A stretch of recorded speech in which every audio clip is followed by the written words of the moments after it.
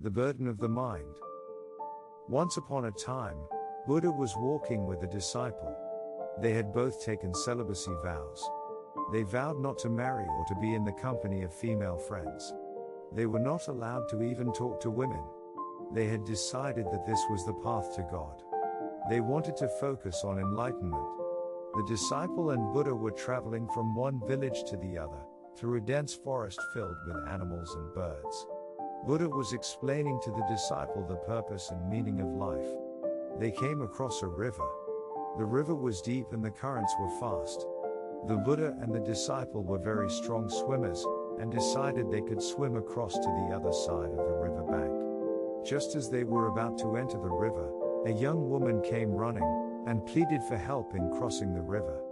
The Buddha, without a moment of hesitation, took the lady on his back and swam across the river. The lady thanked them and left.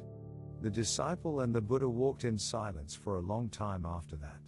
They reached the village they had set out for, and were about to retire for the day. When finally the disciple asked him the question that had been bugging him for the entire time during the walk from the river to the village. "Oh great Buddha, I don't mean to be impertinent, but a question has been at the back of my head for a long time. We have taken celibacy vows and yet you took the lady with you in the river. Isn't it against our principles?" The Buddha laughed and explained, "Son, I left the lady at the bank when I helped a fellow human in need. You are the one who is carrying her in your head." The disciple finally realized that it wasn't the exact words of the vow that matter, but the spirit, and that our thoughts are a bigger burden than any other physical burden we may have.